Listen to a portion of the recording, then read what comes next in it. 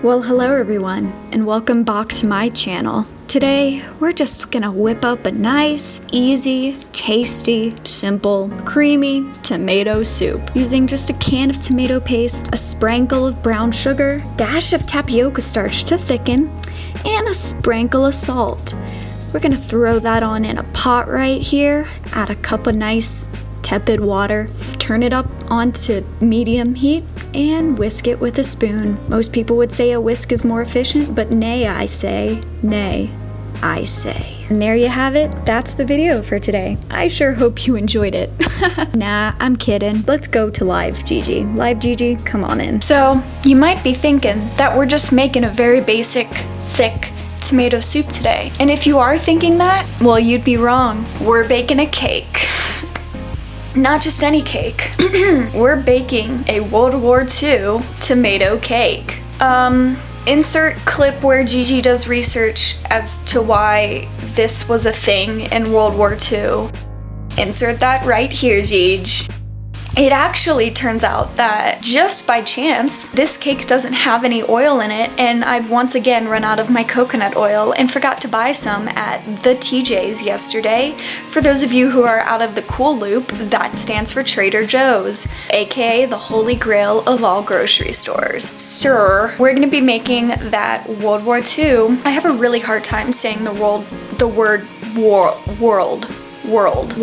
I don't know why, I can't say it. Oh, hold up, my other video just finished exporting, so I'm gonna go upload that to YouTube's real quick so you guys can watch it and be entertained. So I'll be right back. Pause intro now and resume later. Okay. Alright, back in 1940, on the 8th of January, mind you, my brother's birthday. Yep, he was born in 1940. Anyways, that's when rationing began, when things like bacon, butter, sugar, milk were rationed, unfortunately. So Americans were issued a series of ration books where they could use stamps for buying things like sugar, meat, oil, and canned goods. This recipe uses tomato soup in the place of oil because oil was, well, rationed, like I just told you. This tomato soup recipe actually first made an appearance in the Depression back in the 20s, but did make a resurgence during World War II as a way to make cake without eggs and oil. So yeah,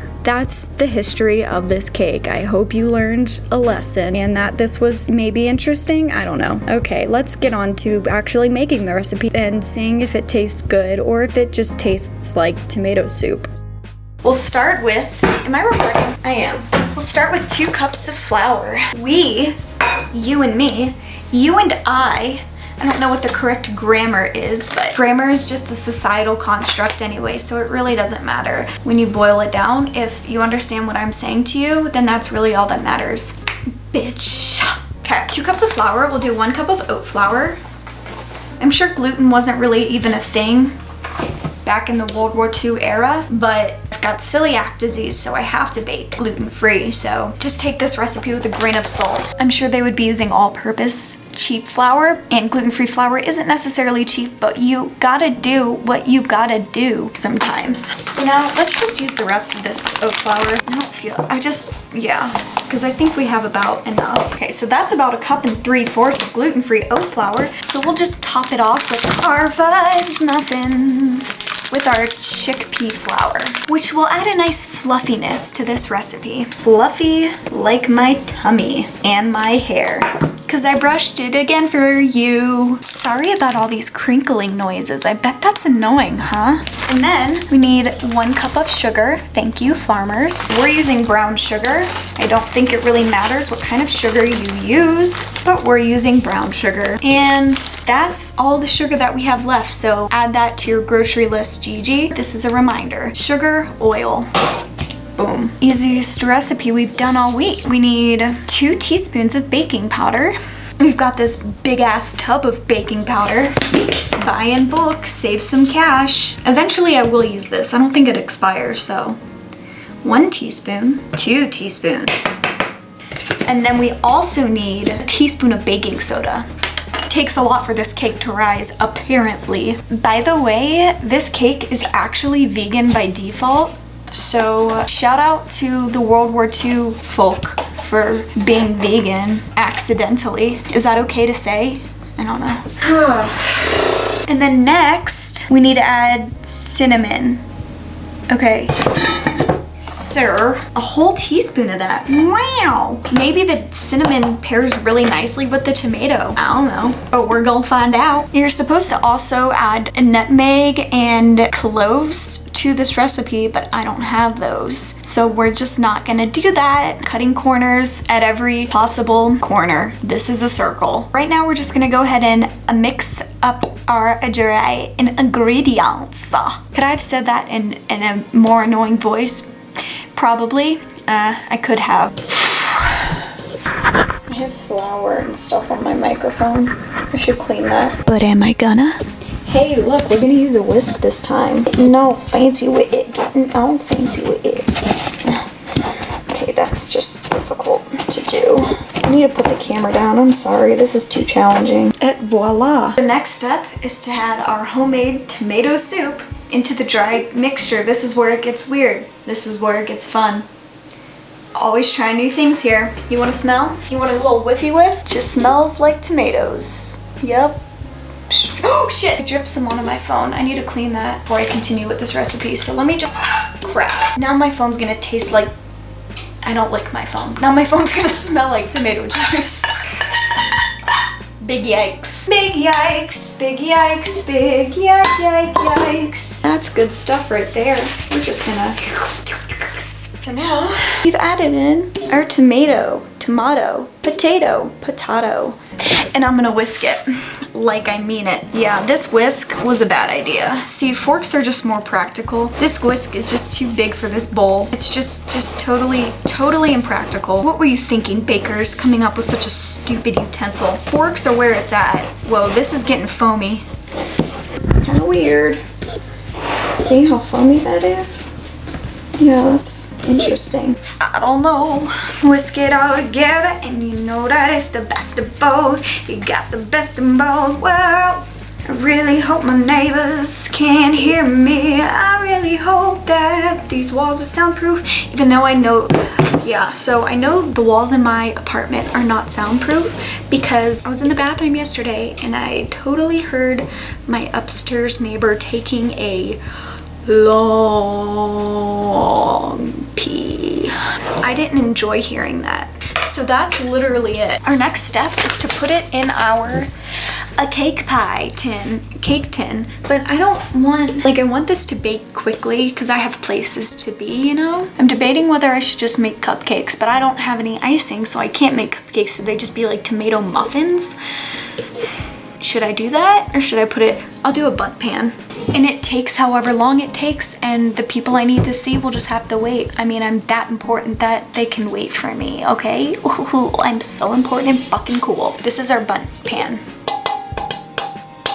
Yep, it's weird there's no vanilla in this recipe, but no, it's not. It's a World War II recipe. They couldn't afford vanilla.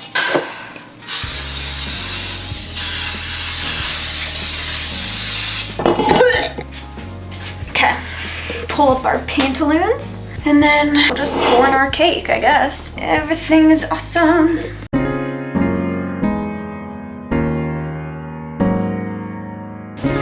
I put that in the oven and we'll see what happens. To be continued. I decided this cake is gonna need a glaze, so I'm just gonna pop some coconut milk powder. Very simple, just a tablespoon coconut milk powder with a dash of vanilla and just a good cup, I guess. Cup and a half of powdered sugar. We're gonna whisk it with a spoon and add some H2O to get that icing going. Tiny bit more water. Perfect, okay.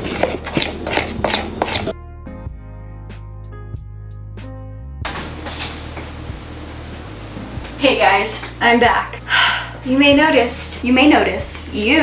there may notice that I am in a different outfit and I may look a little sun-kissed. Yep, let's go with that. I ended up going to my friend's pool after I placed the cake in the oven. So that's why I'm in this outfit, because I'm wearing my bathing suit. And let's pull the cake out and see what happened. Okay. Feels cooked. It actually smells really good, which is kind of weird. Why does it smell good? It's made out of tomato sauce. It looks pretty nice and tomatoey colored. I'm gonna flip it out. Flip it on out, flip it on out, yeah. How's your day been today? Has it been good? Okay. It's a little flat, probably because I left it in the oven for way too long. Might be a little burnt, but it still feels pretty spongy, so that's a good sign. You want to see it? Okay, I'll show you. See, it looks pretty good. It looks more burnt on camera than it does in person. It doesn't really look that burnt. But really, is it burnt? It's made out of tomatoes. Is it just dark because of the tomatoes? So let's glaze it. Yeah? Okay, let's glaze it.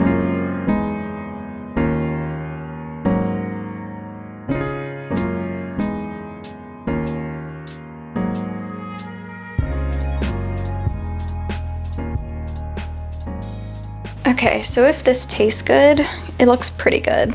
Well, maybe not to you, but it looks good to me. If it tastes good, I'm gonna give it to someone. So I don't really want to take a big bite out of it. I'm just gonna try to take a small little bite without anybody knowing. So let's see how it tastes. Who is she? Who is she? Oh my god. Who is she? Where's she come from, bitch? We'll just take a little bit out of the center, I think. Maybe that would be the least noticeable place, right? Okay, I'll cover that piece with glaze so that nobody can tell. Wow. So I'll be honest with you, YouTube. I'm not gonna lie to you. You know I wouldn't do that to you. I love you too much. Tastes pretty good. Mostly I can taste the cinnamon and the glaze. The glaze was a definitely good added touch. I'm glad that I did that. It adds a nice extra sweetness to it, which I think is kind of needed because the cake itself is a little savory. It's sweet because there's a cup of sugar in it, but the tomato really does add a really deep savoriness to it, if that makes sense. I don't know if it does, but because I know that there's tomato sauce in it, I can sort of taste the tomato taste, but it's not unpleasant. Like I'm not offended by it. It's not the best cake I've ever made. I didn't expect it to be. It's definitely better than I expected it to be. Let's put it that way. And it's for sure edible. It's for sure edible. So if you are stuck in a bind and only have a can of tomato sauce and sugar and flour, then you know what? I do suggest making the cake. Cinnamon is definitely a must. The nutmeg and cloves would have been a nice addition, but alas, I had none, so it does a good enough job. Let's just put it that way. It does a good enough job. With all that being said, I'm gonna go ahead and bid you adieu. If you like this video, give it a cheeky thumbs up and subscribe so you don't miss any of these fantastic, high quality, not at all mediocre videos. I'd love if I saw your face back here again, so subscribe. Thank you. And I know I already said to give this video a like, but I just want it just to ram it on in your head. Give this video a like, smash that like button, smash it, smash, smash, smash, smash, smash, smash, smash. I'll see you next time. Okay, bye. Okay, okay. Peace.